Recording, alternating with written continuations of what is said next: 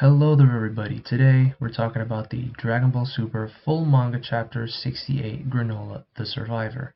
Now, this manga chapter is just really cool. It expands upon, Granola's backstory, where he came from, seeing the Saiyans ravage his planet, that first person perspective of the nightmare of Granola.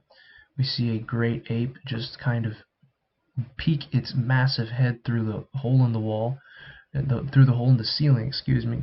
Granola wakes up, of course, 7-3, talks with him and has some dialogue asking if it's that dream he's had 1,000 times, and Granola pretty much confirms that yes, it is that, and he holds a very bitter grudge against Frieza. And you can clearly see Granola is a very motivated character in getting his revenge, and I like that. I think that's cool. I'm starting to dig Granola more and more. Our cerulean friend is racing across the galaxy, going to the, if I'm not mistaken, the heaters. Yep, the heaters.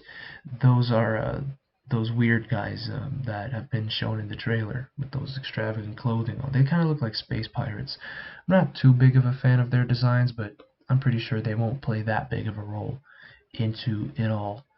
I think the main villain of this arc will probably be something not at all like Granola. I think it will be just someone or something completely different than what we've been shown. And it's been like that in Dragon Ball for a long time. If you look back at the Cell Saga, it was the same. If you look back at the Saiyan Saga, it was the same. It's always one person appears to hide the other person that comes into frame, pretty much.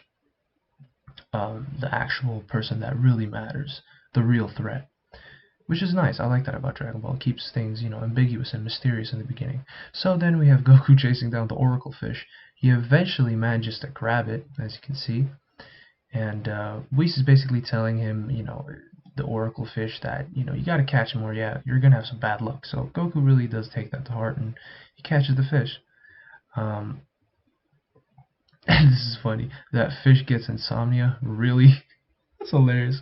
For Vegeta, a healthy dose of vitamins is the best solution for insomnia. I don't know what this syringe stuff is supposed to be, but yeah, I don't know why Whis is putting a syringe into him. Like he's drugging him out or some shit. I don't know.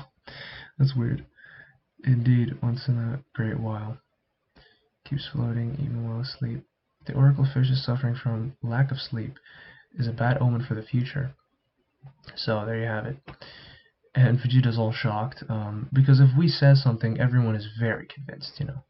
Everyone takes that seriously because Whis is just the GOAT. He's just the strongest there is. And yeah, here's Goku again wanting to fight strong guys, and Vegeta's actually getting annoyed with this, and so is Beerus. And I just hope, man, I wish Goku didn't get Ultra Instinct and could just master it. But that's for the rest of the video. I'm going to be talking enough about that.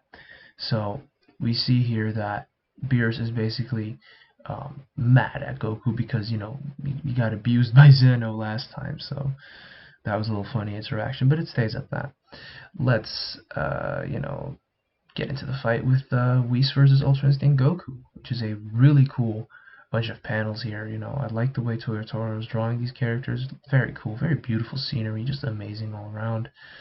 And Goku flies up into the sky, flies up into the air, and is spreading himself into a bunch of clones of himself, rushing at Whis. Whis is just chopping through them boys, and completely being onto Goku's game. He jumps up right through Goku's apparition, as you can see right here, and jumps in front of the real Goku, stomping his ass down, so Whis was onto him from the beginning, knocking Goku out of Ultra Instinct. And here Whis kind of confronts Goku on, yeah, you shouldn't copy me, and Goku's like, yeah, but I thought that would work, and I don't really, yeah, I get it, you're trying to copy the master, but Whis is basically saying, find your own original style, Goku, because you're not going to get it like this. So they continue fighting. Goku's back into Ultra Instinct. Now, yes, this does definitely make Ultra Instinct, it makes it just look like another form, and I'm afraid that's what that's what we've come at. I mean, look at this. This is already like the badass aura of Ultra Instinct. It's still there, but it's like when you see him just get completely chumped by Whis, it's just not a good visual for the audience, man. Those things play a subconscious role in perceiving the form. So, anyway, is Whis using Ultra Instinct at the moment? Not exactly. Angels are always in that state. That's a nice statement. We already kind of knew this somewhere, but now it's really confirmed. So it's really an angelic technique. Goku keeps on firing punches at Whis, but Whis is just blocking him. They have this dope ass fight where just Whis uses his own immense momentum of Goku against himself, throwing him down into the sea. It's just beautiful scenery. It's just nice to see Goku Ultra Instinct mastered against Whis. It's so dope that Toyotaro drew this. I'm very thankful for that as well. That we get to see this. And Vegeta here, very confident. I'll surpass Kakarot in my own way. Now, this here is just, I love this. It shows the character of Vegeta. And, Beerus is kind of taunting him and telling him that Ultra Instinct is not the only technique of the gods. So, what does that mean? I don't know, but it's very interesting because Beerus is going to kind of exercise and wake himself up and move around a little bit. And he says, if you see anything you want, feel free to steal it. So, I don't know what type of game Beerus is playing here. He's being very secretive, of course. He doesn't want to let the cat out of the bag. You get it? He's a cat, okay. But like, it's just that. He has this form, right, that can apparently rival Ultra Instinct. Although that's not directly stated, but it's like, come on, it's a bit contrived. It's like an ass pull. It's like Ultra Instinct was built up to be this epic, this the best form ever, the greatest of all things, and then, oh yeah, but there's this other technique of the gods. Like, not even the angels, just no, the gods. It's like, bro, the angels are above the gods, so whatever technique they have, that must be the superior one. But apparently not, and here we go again. But the only thing that makes this somewhat okay for me is that I have a very deep knowledge of actual combat sports, right, of fighting. And I follow a lot of fighting. I follow kickboxing, boxing, MMA, and I know that a certain specialist in something can be looked at, can be pretty much completely dismantled by a specialist in another thing, like a supreme grappler versus a supreme striker. Whoever gets the fight going into their desired direction is gonna just blow right through the other one if the skills are lacking in that department. So pretty much I can compare this to Goku and Vegeta. Goku has Ultra Instinct, but if Vegeta just finds a move that, let's just say Ultra Instinct is a super dodge heavy form, very slippery, very hard to hit, very speed focused, very defensive focused almost, and Vegeta just gets this ridiculously powerful form where he can actually just overpower Ultra Instinct. All he has to do is time Goku instead of, go speed for speed with Ultra Instinct. That wouldn't work. Or something along those lines. But then again, Ultra Instinct has been presented as being this ridiculous form where, Ultra Instinct is just the flow state. It's the perfect timing, the perfect everything. So I find it, yeah, I don't really like it, to be honest. But I do like Vegeta catching up to Goku in another way. I love that about this. So there's that. But Ultra Instinct has just kind of been built up to be this ridiculously powerful form. But oh well. And then we have Granola, dragging the OG 7-3 or 7-3 just to these bounty hunter type of dudes. They kind of look like that. And there's like a lot of tension here. Like they're looking at him, saying? He doesn't really fuck around. He kind of looks like, he reminds me of Knuckles for some reason. And yeah, there's going to be plenty of stuff on Rule 34 about her. And then we're going to have, this dude just kind of being the bodyguard type figure. I don't know what this dude is, but yeah, the designs are not really that interesting to me. Oh well, they have like dreadlocks and stuff. It's different, bro. This dude looks like Cardi, bro. He looks like Playboy Cardi or some shit, like with the vamp aesthetic, for real. Bro, I might make that something. Anyway, so he's very happy to receive 7-3, and this is what Granola does. He gets rewarded with, it looks like gun bullets. It looks like bullets, but That can't be it. That can't be just bullets. Well, he's getting rewarded with something, which I don't know what that is. A bag of that shit. I have no clue. So he basically says, well, blah, blah, blah, you need more muscle, we'll hire the best that money can buy. With enough cash to burn, there's nothing you can't have in this universe. Dominating others with military might is a relic of the past. These days, power comes in the form of money and intel. So, that's some woke stuff. He's spitting facts, though. Am I wrong? The one with the most intel controls the universe, and intel exactly is packed inside of that thing. I like that entire. I like that. I just like that. Granola is kind of processing all this, right? Well, I wouldn't know much about that. Blah blah blah. He's kind of getting mad that Frieza has been revived, you know, and he kind of he gets the memo, you know. He figures out that Frieza's alive. He's very mad about this, and you know, of course, he's getting just fucking insane. He just really wants to. I could actually kill him. He's like so happy about this, and he wants to just get his hands on Frieza so bad, as you can see, but he steps a little too close to the leader of this group of people, and then this dude comes in and basically tackles him from behind, grabs his neck with his legs, and kind of throws him back onto the ground. Smooth moves there, and gets an arm lock going of some kind.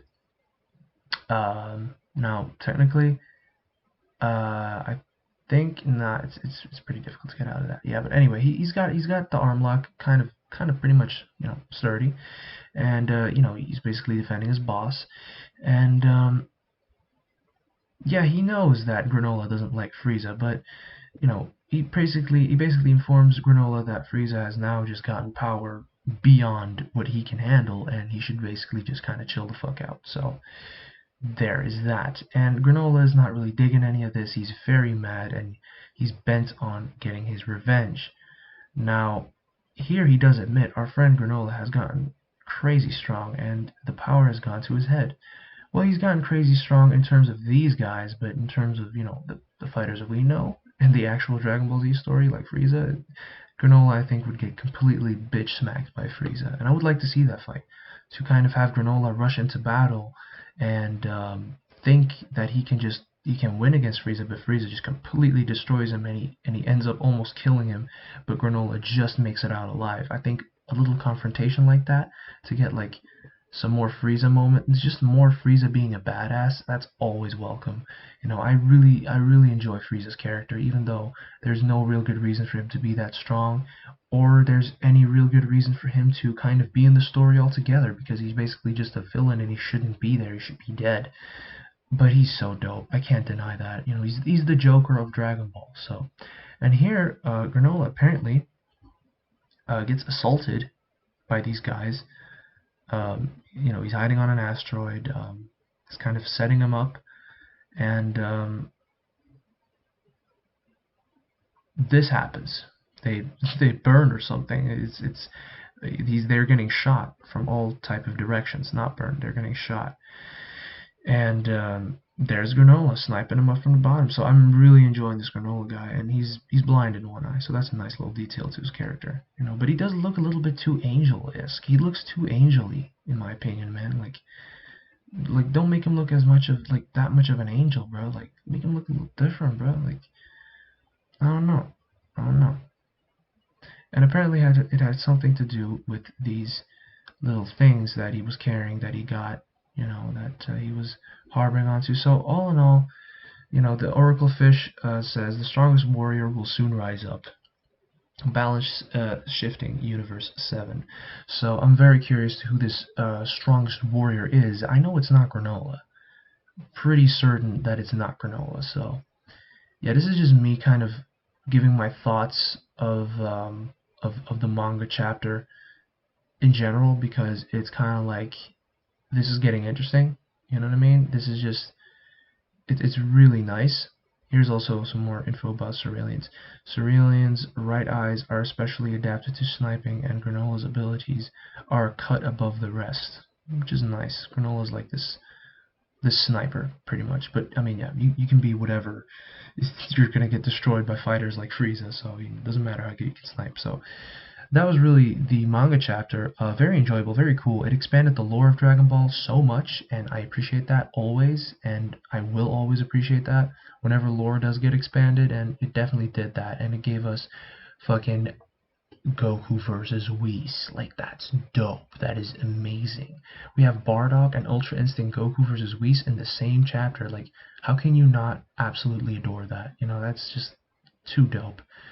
And I just love this entire like cute little dynamic that is kind of going on with Goku and Vegeta training on Beerus's planet. You know, even though that Beerus is this guy that he should have proved his strength a long time ago. To keep the drama into it, to keep drama intact. And these gods are not really a good addition to the series, in my opinion, in terms of stakes and drama. But I do really like the interactions between all of these guys.